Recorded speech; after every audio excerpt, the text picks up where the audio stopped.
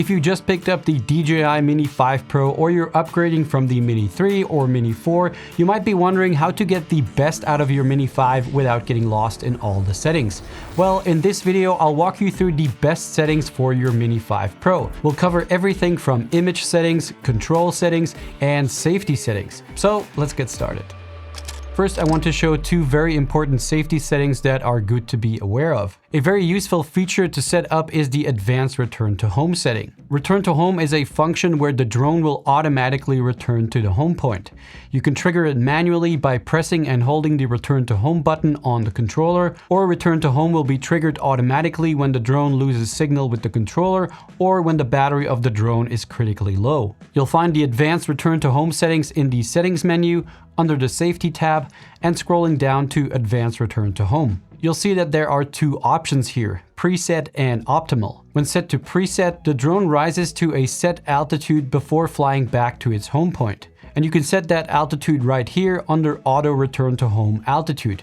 By default, this is set to 100 meters. So you can see here, as soon as return to home is activated, the drone is going to rise up to 100 meters before starting its flight back to the home point.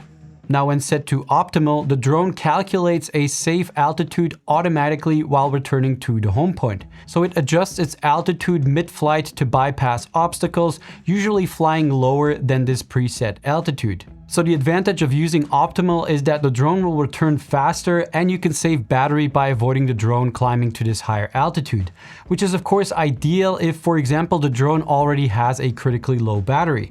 In this case, you wouldn't want the drone to waste any more battery by first flying up to a higher than necessary altitude. So I really recommend setting advanced return to home to optimal. The next safety feature also has to do with the return to home function, but more so with the actual home point. Now, before I show you how it works, let's just quickly make sure that we all understand what the home point actually is. So when you first take off, the drone automatically sets a home point, basically the spot where it lifted off.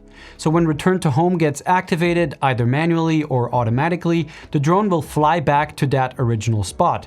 And typically this would also be where you are standing. However, let's say that you're using the drone to track yourself. Perhaps you're hiking, cycling, or even driving, and now you are far away from where you originally took off. If return to home gets activated, the drone is going to fly all the way back to that original spot where you took off, and not to where you are, which you probably don't want it to do.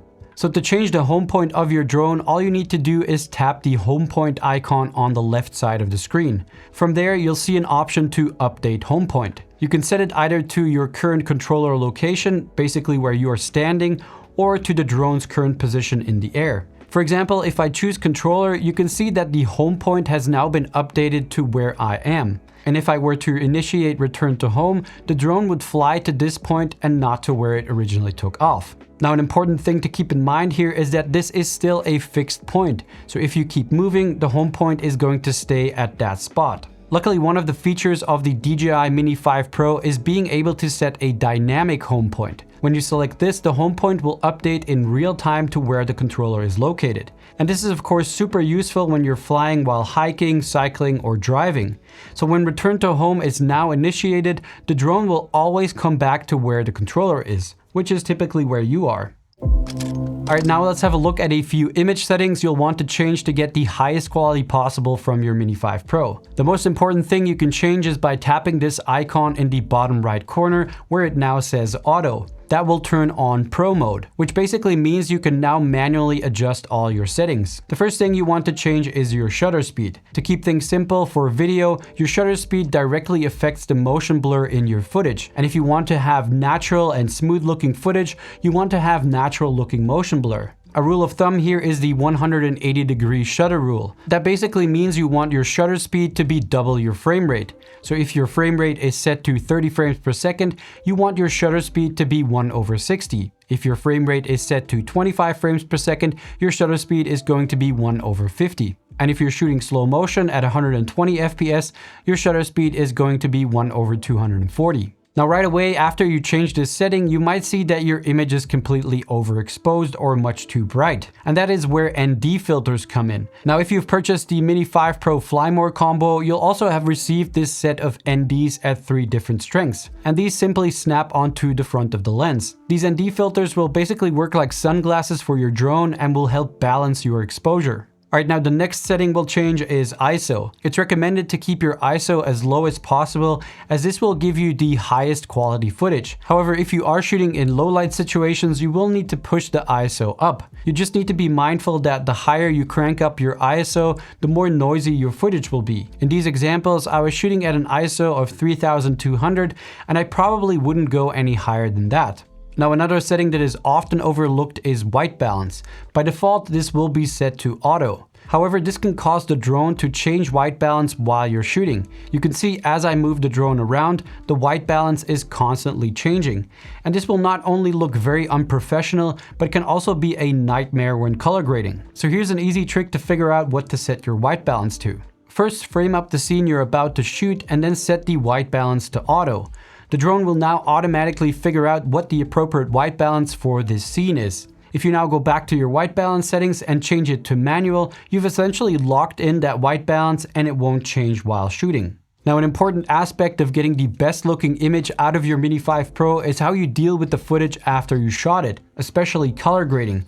And the Mini 5 Pro gives you 3 options when it comes to choosing a color mode: normal, HLG, and D-Log-M. And I find that the best option is D-Log-M. This will give you a 10-bit flat color profile, which essentially is going to give you the most amount of detail in your highlights as well as your shadows, and allows for a lot more flexibility when it comes to color grading. Just make sure you enable the option Color Display Assist on your camera view.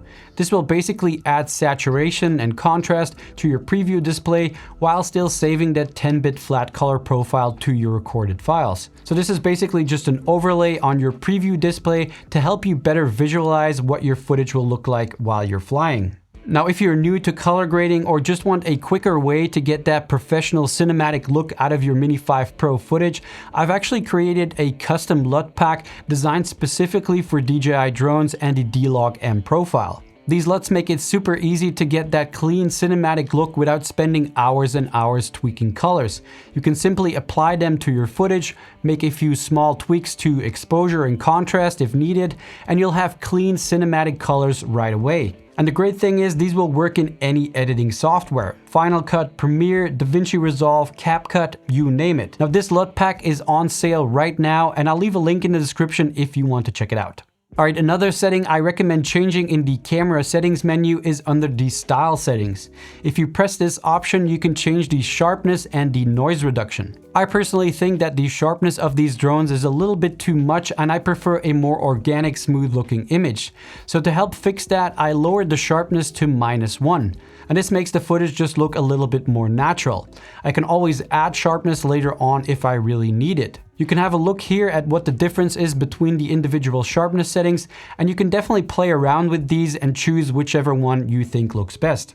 You could also increase or decrease the noise reduction if you want to, but I find it works great when set to 0. Alright, before we move on to a few important control settings, you'll also want to adjust the photo settings of your Mini 5 Pro. If we set the drone into photo mode and go over to our photo settings right here, you'll see that by default the Mini 5 Pro is set to shooting 12 megapixel JPEG photos. But if you want to capture the highest quality images with the Mini 5 Pro, there are 2 important settings to adjust: resolution and format. So let's first change the resolution to 50 megapixel.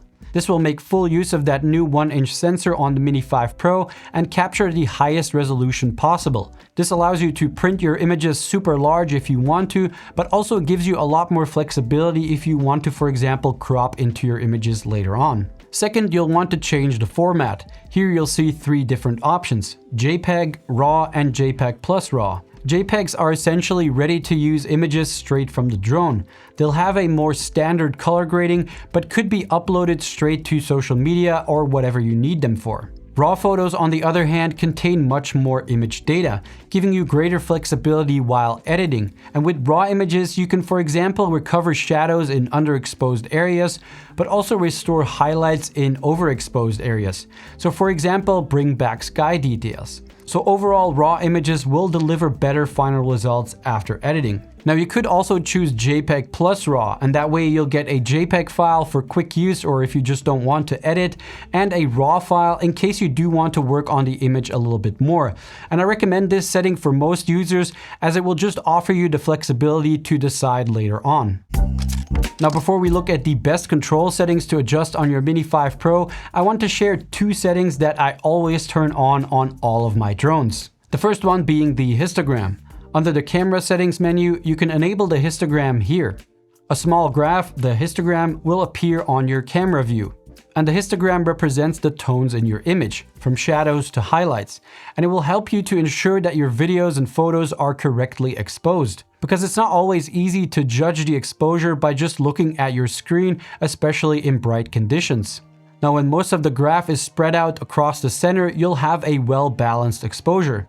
When the graph is pushed towards the right side, your image will be overexposed or too bright.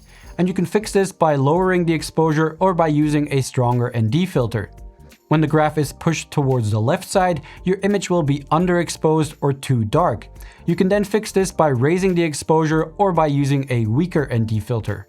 The other setting I use a lot and is super helpful are grid lines and a center point. You'll also find this under the camera settings menu right here. When enabled, grid lines and/or a center point are overlaid on your controller screen to help you with framing and composition. I personally either use the center point or combine this with the rule of thirds grid lines.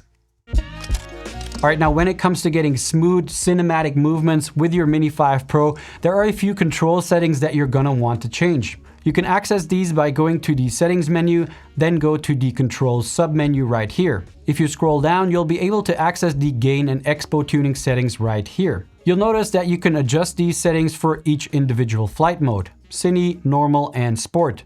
The first setting we'll change is yaw smoothness.